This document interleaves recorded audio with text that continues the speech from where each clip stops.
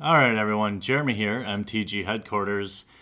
Doing what I do, bringing you another sealed deck tech. Today I'm going to use 6 packs of M14. As you know, I try to use a wide variety of cards. Obviously, my goal is that it doesn't matter what cards you're using, because every time you open a pack, it's impossible to really go much beyond the whole bread format, right? So I'm going to open each pack, analyze each one in terms of, I don't know, signals or, these are all very playable. Shocks, claustrophobia's good. An M14 monocolor is definitely a thing. Volcanic Geyser. Our Darksteel Forges are rare. I like to let when I first open my packs, just like to get them open and see if there's anything, especially in a core set, because, if you get a Planeswalker, you're probably going to play it, right? So we have a Colossal Whale. It's the equivalent of MTGO, sorting by rarity. Then I look for premium removal, things like that. Young Pyromancer is obviously good. No real signs here in terms of rares. This is just how I build. I was going to go to a draft tonight, but I've been a little under the weather. So we got a Pyromancer's Gauntlet, which works if you have a ton of burn. M14 is a little bit slower, but 2 Volcanic Geysers, Active Treason, we definitely look, and a Shivan Dragon. Ooh, but a foil Shadowborn Demon, foil Mythic. Shadowborn Demon is definitely playable and limited. We could look at maybe a little red-black. And we've got a Siphon Sliver. So, in terms of rares, we don't really have anything that's, I don't know how you might say, obvious. So let's go through. So I'm looking for bombs. Okay, so now let's see what we have for removal. And this would be how I define removal. And sometimes if you just have great removal for a color, that can definitely help you. And with M14, there are some, how do you say, passive removal, like the whole Bubbling Cauldrons, Festering Newts kind of stuff. I'm talking about active, most specifically instant speed removal. The only exceptions I make to instant speed removal are pacifisms, to be honest with you. Not seeing any Doombloods. So we definitely look like we're not going to have any amazing Doomblade, mono black Doomblade deck.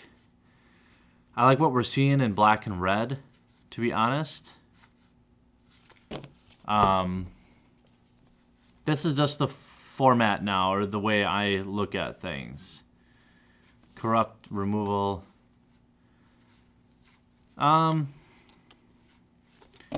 This actually seems like not a bad deck. We didn't get any great. So we have for removal, we've got 2 pacifisms, which is, I feel like I had 2 Volcanic Geysers as well, but I'm going to sort by color now.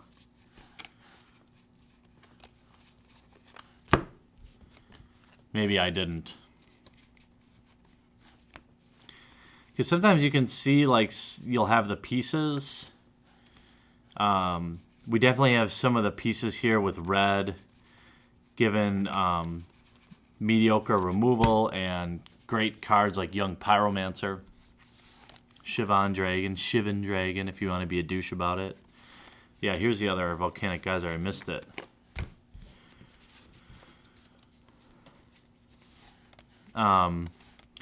You generally, I find myself open up to a lot more than. Oh, so to complete the thought on removal is if, let's say, for example, I had like 3 Doomblades, that would almost in and of itself put me in black. At minimum, a splash, but we don't really have that level of removal. I almost like red-white because we have 2 pacifisms. We also have a shock and 2 volcanic geysers. So I think based on removal, letting removal kind of pick, we're definitely going to be in red. So let's see what we have. So, these are all reasonably playable. Active Treason is great. Shivan Dragon's okay, but getting there, you can get there real late. With Young Pyromancer, too, you want to kind of look at your interrupt or your instants and sorceries. I like two pacifisms, but let's just go ahead and color sort this. All right, so I've sorted the colors, and so sometimes you have a primary color when you look at sealed, especially in a core set, where you can definitely play a monocolor type deck. You might just look at it and say, well, I'm playing mono red, or, honestly, mono black is a thing here in M14. But I definitely feel like red's going to be there. So with Young Pyromancer, instants and sorceries make sense. With blue, Disperse, Claustrophobia, and Sensory Deprivation are all playables. Time Ebb is good. I mean, we've actually got some decent playables here.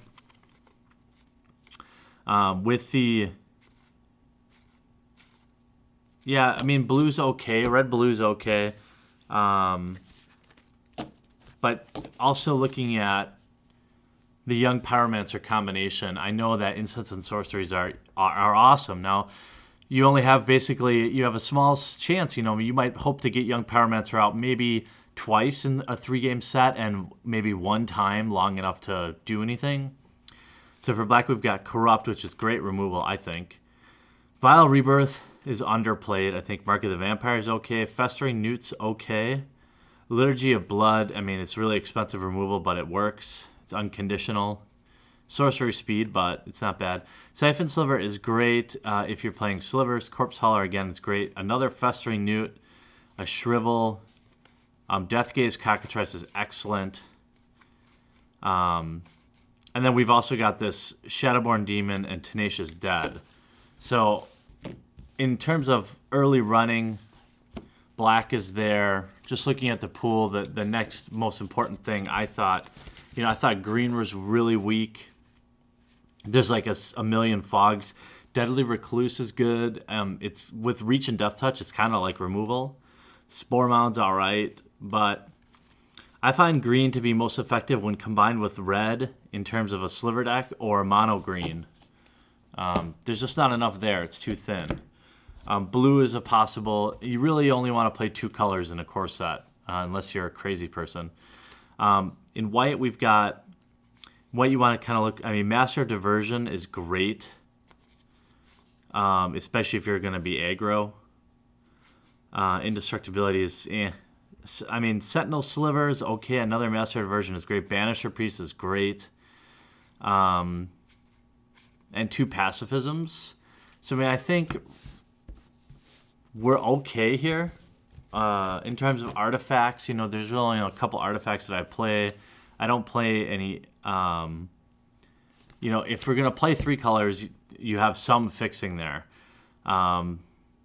Darksteel Forges. I mean, I don't know. Bubbling Cauldron, I guess, with all the Festering Newts, and Pyromancer's Gauntlet.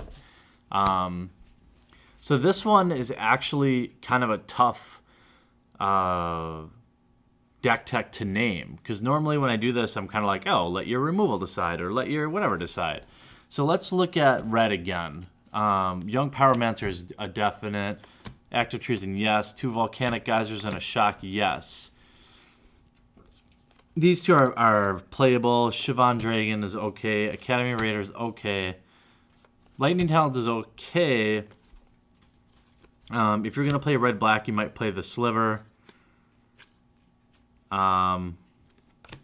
Just because if you play the black, you get a little bump from the other two slivers. So I mean, Tenacious Dead is great.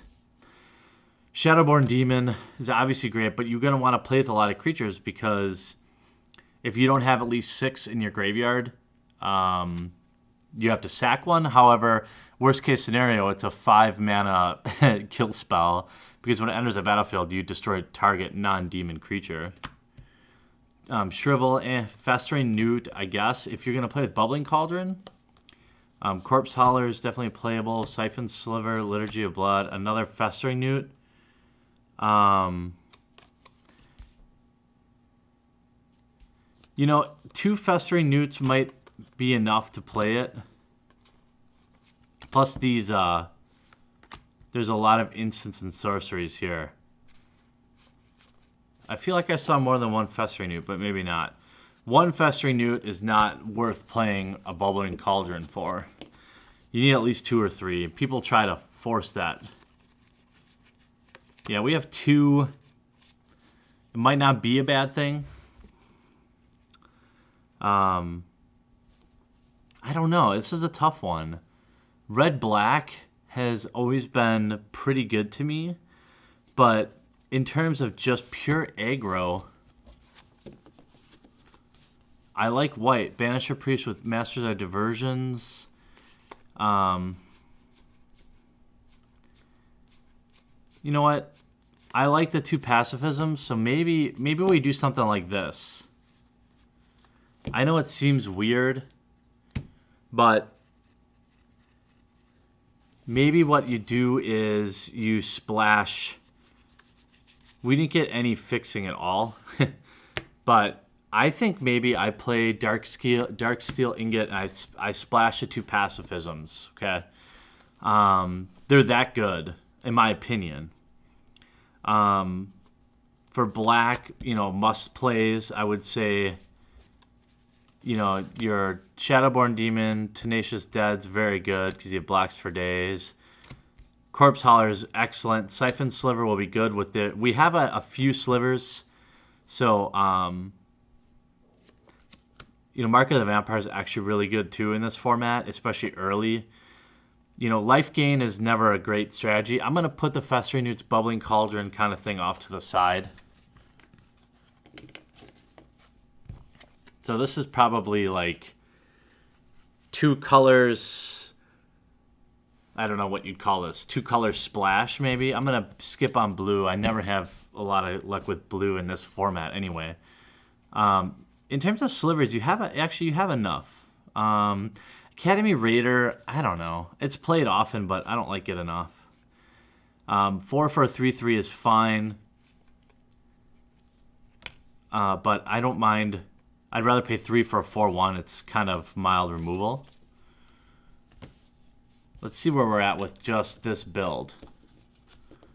I don't love it. I know you don't love it either, but that's kind of the point of this.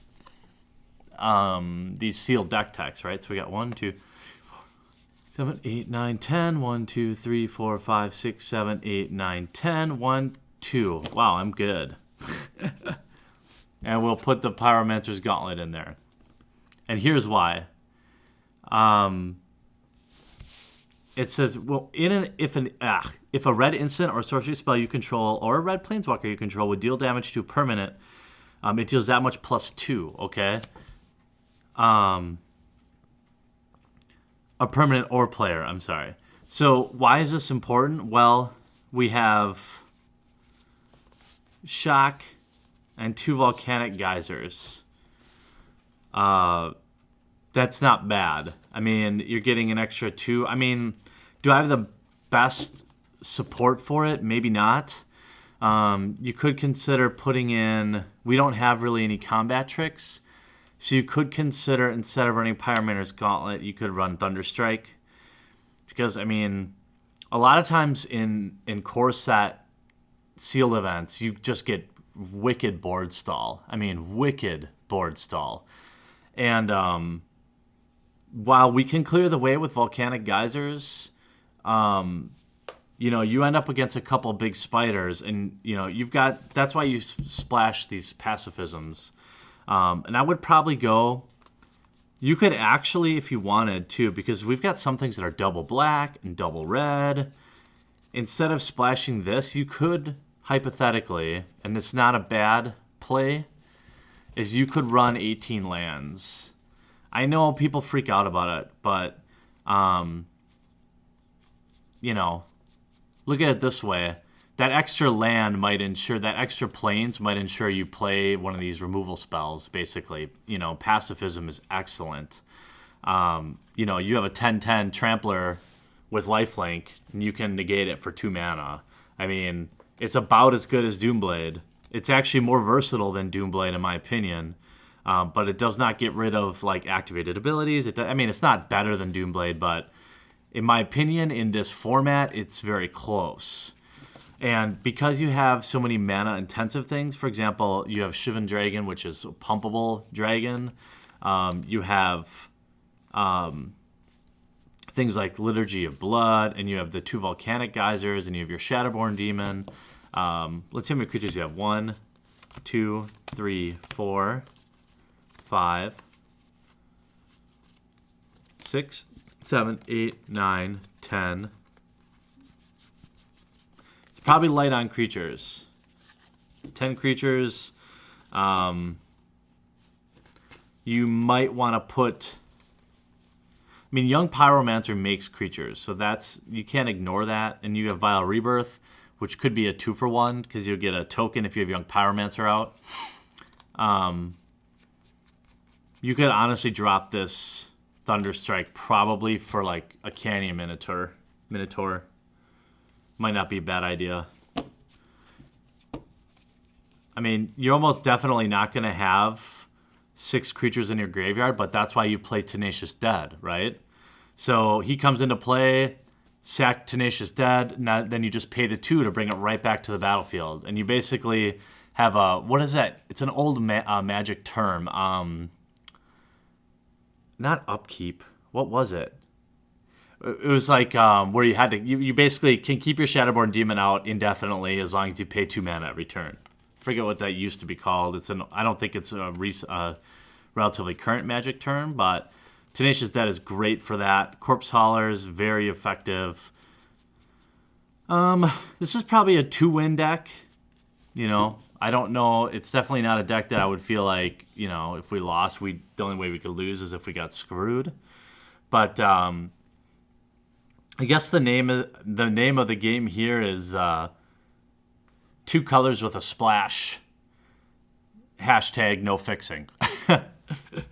I don't know. So I try to share my thought. I don't know. You guys let me know if you like these kind of videos. I mean, they're tough because there's no real structure to it as we go into it. But I think it helps give you like a real life scenario. You know, what would you do with these packs? I mean, every time you open a pack, you know, you go to a pool, you're not going to be able to play mono black. You're not going to be able to play mono green. You're not going to have a planeswalker. You're not going to have like 4 or 6 rares in one color. A lot of time your pool's going to look like this, where a lot of your rares are just garbage junk rares, you know? So I don't know. If you like this video, let me know in the comment section down below, or you could always let me know by crushing that thumbs up button. Make sure you take a moment to check out the rapidly expanding mtgheadquarters.com, where we have fan-submitted articles, you know, Q&A in the forum, videos, everything. So check that out. And if you're new to the channel, make sure you take a second just to crush that subscribe button and join one of the fastest growing Magic the Gathering communities out there. Thanks for watching this. We'll talk to you again real soon. I really hope you enjoyed this video. Check out some of our most popular playlists, everything from MTG vlogs, gameplay video, new product breaks, and some insane vintage openings. And if you haven't yet, here's your opportunity to crush that subscribe button to join the fastest growing Magic the Gathering channel on YouTube. Thanks again, and we'll see you real soon.